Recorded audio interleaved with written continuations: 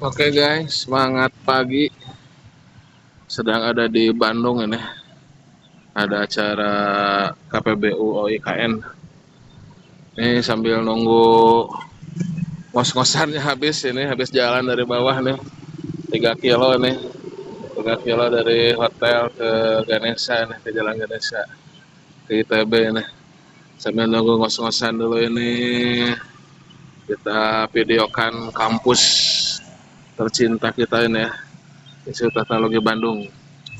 Pahit manisnya ya dijadikan hikmah ya, dan tetap membahagiakan ya, karena ya masa lalu itu bukan untuk dijadikan kesedihan atau trauma ya, tapi diambil hikmahnya.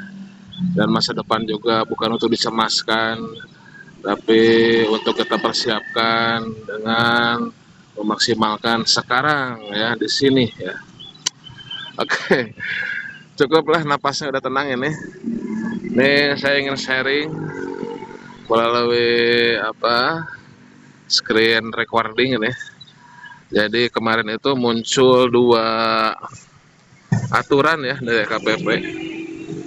Pertama ini ada surat edaran Kepala Lembaga Pengadaan Barang Pemerintah nomor 5 tahun 2024 tentang pencegahan korupsi dalam pengadaan barang jasa pemerintah pada tahap perencanaan dan persiapan pengadaan. Kemudian sebelum kita baca ada satu lagi nih ya, sorry, mana tadi, satu lagi, nah ini ada Kepdep 2, Deputi Bidang Transformasi Pengadaan Digital nomor 10 tahun 2024 tentang tentang penonaktifan katalog elektronik versi 5. Nah kan, sunset ya. Jadi ada dua aturan ya. Kita quick look satu persatu ini.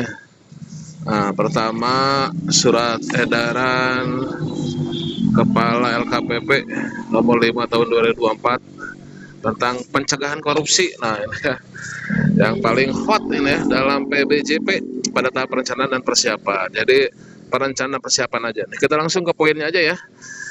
Ini sebetulnya hampir sama dengan, ya sebetulnya sih nggak ada hubungannya, cuman pada saat FGD kemarin, FGD dari sertifikasi, saya memberikan usulan di pelatihan itu ataupun di ya apalah bentuknya kebijakan itu ada contoh-contoh detail hal-hal yang tidak boleh dilakukan dalam pengadaan itu. Jadi takutnya saya pribadi lupa gitu ya. Kok hal-hal detail dalam hal pelanggaran etika, terutama pasal 6 atau 7 ya, huruf G ya, etika pengadaan, yang tidak menerima hadiah bla bla bla gitu kan. Paket umroh, paket handphone, paket apa gitu ya. Maksudnya didetailkan apa saja sih yang ya, kasih contoh lah, namun tidak termasuk pada gitu ya. Nah, biar mengingatkan yang ya mungkin lupa ataupun lalai lah gitu ya. Nah, ternyata nih muncul esainya nih. Nah, upaya, langsung ke poinnya nih. Upaya pencegahan korupsi pada PBJ perencanaan dan persiapan pengadaan perlu memperhatikan sebagai berikut. Nah, saya bacakan aja ya. Nanti pembahasannya silakan lah buat para ahli-ahli ya. Masih debatable juga nih, saya debatable di beberapa grup. Pengadaan harus berdasarkan kebutuhan yang didukung dengan analisis kebutuhan. Nah, berarti harus ada kebutuhan nih. KLPD dilarang melakukan pengadaan yang tidak dibutuhkan. Nah, dan atau tidak mendukung rensra ya, KLPD. Misalnya pengadaan titipan. Nah, ini pengadaan titipan banyak ya, tidak dibutuhkan dari semua pihak. Nah, ini mengingatkan ya. Jadi sudah menjadi suatu kewajiban sekarang ini pengadaan titipan ini ya. Saya banyak melihat juga. Dua, pada saat melakukan analisis pasar didampingi orang-orang yang mengerti suatu pasar. Nah, serahkan pengadaan pada ahlinya, khususnya konstruksi didampingi oleh para ahli. Ya non konstruksi pun ya kalau bukan ahlinya ya harus didampingi ahlinya. Banyak bertanya lah. Oke. Kemudian nomor 3, PPK PP Pokja melakukan kaji ulang atas RUP. Nah, ini juga ada yang debatable ini. Ya dasarnya, tapi PPK PP itu japung ya. Nah, japung ya mau tidak mau ya ikutan di perencanaan lah gitu ya. Dasarnya ya. Ya kalau sekarang belum japung ya tambah japungnya dong, karena ahli pengadaan itu japung ya, seperti itu. Ya. Jadi harus melakukan kaji ulang atas RUP. Nomor 4, dalam hal pengadaan penyedia tunggal yang mampu menyediakan kebutuhan secara metode penunjukan langsung. Ya, jadi langsung nih metode pemilihannya penunjukan langsung aja kalau emang tunggal, nggak usah ritual-ritual gitu ya. Contohnya pasang iklan di billboard tertentu dilakukan dengan penunjukan langsung kepada penyedia yang mendapatkan izin pengelola billboard. Ya, silakan. 5, penggabungan dan atau pemenuhan paket perhatikan hasil analisis efektivitas dan efisiensi dalam proses pemaketan. Ya, jangan asal pemaketan itu ya, apalagi paket pecah itu untuk menghindari lelang, paket pecah untuk ya by design untuk kepentingan tertentu. Oh iya, nih pemecahan nih. Nomor 6-nya nih, dilarang memecah satu paket menjadi beberapa paket kerjaan yang menggunakan yang untuk menghindari tender. Nah, pengadaan kalender dipecah menjadi beberapa paket kepada penyedia yang kecuali dikendalikan oleh orang yang sama. Nah, ini pengendalian siapa yang beneficialnya, bukan yang mengendalikan tapi yang memperoleh keuntungan secara teknis, non teknis, politis dan sebagainya. Juga dilarang menyatukan beberapa pekerjaan yang menghalangi kompetisi atau kesempatan bisa kecil. Nah, ini kompetisi itu bisa kecil ya, lihat bisa kecilnya. 8, PKPA dan PPK melakukan konsolidasi ya pada tahap perencanaan dan persiapan pengadaan. Konsolidasi jangan dilupakan. Jadi pengadaan itu jangan sekedar ada kebutuhan beli, tapi ya direncanakan dengan baik ya. 9, PPK, PP dan pemilihan menolak, menolak langsung nih ya, melakukan pengadaan yang tidak lengkap dokumen perencanaannya. Ya, ini kan harus ada perencanaannya. Contoh tidak terdapat FS, tidak dapat pendidikan tanah, gambar, perencanaan tidak lengkap. Ya, intinya perencanaannya nggak ada, ya, tidak dapat titik lokasi pekerjaan dan sebagainya. Ini contoh ya di konstruksi. Tentunya kalau di barang jasa lainnya ya perencanaan juga harus ada ya.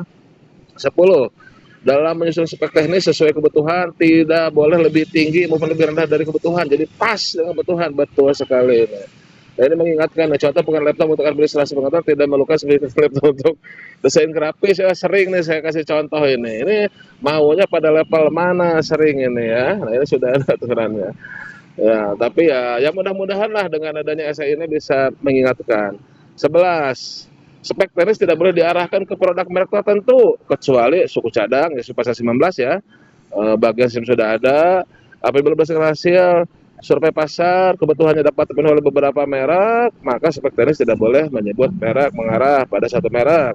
Ya kalau 2-3 sebutkan 2-3 mereknya. Apabila kebutuhannya hanya dapat terpenuhi oleh satu merek, maka seharusnya dilakukan penunjukan langsung ya, kalau sistemnya penunjukan langsung kepada rantai pasok yang berada pasar di pasar. Contoh pengadaan mobil lakukan ke dealer. Contoh 2, pengadaan perangkat lunak kepada Microsoft. Ya kalau memang satu merek, satu penyedia ya penunjukan langsung.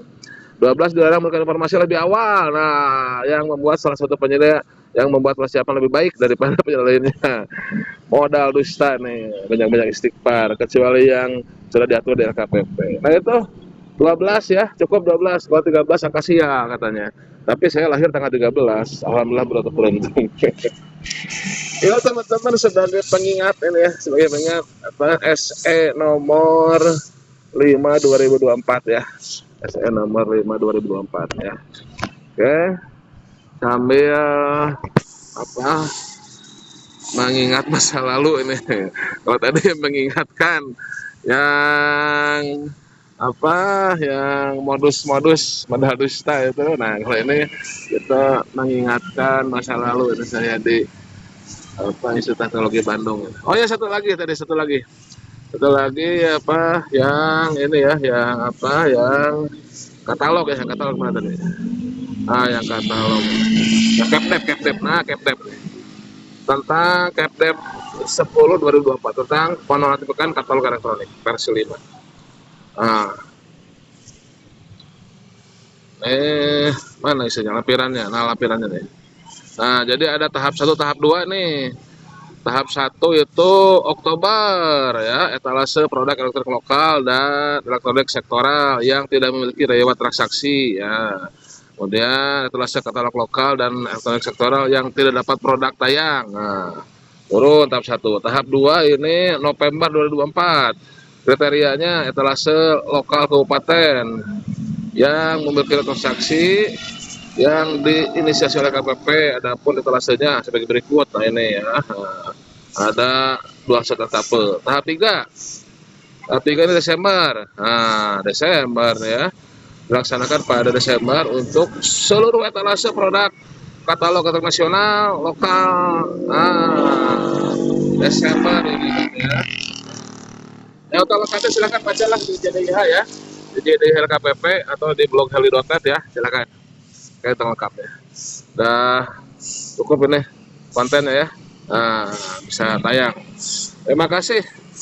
Sehat selalu teman-teman semuanya ya. Sehat selalu, bahagia selalu ya. Ya, ya jangan lupa bahagia. Ya itu sebetulnya udah parah kalau sampai lupa bahagia ya. Kenapa? Karena kalau lupa bahagia itu waduh terbayang itu sudah parah, itu sudah kronis berarti kalau lupa bahagia ya. Intinya mari kita berbahagia hari ini, saat ini, di ruang ini, di tempat ini ya. Oke, dan jangan lupa olahraga agar sehat selalu ya. Karena dalam badan yang sehat terhadap jiwa yang kuat. Atau sebaliknya ya, dalam jiwa yang kuat terdapat tubuh yang sehat. Oke lah, demikian. Salam sehat selalu dan salam pengadaan dari Bandung.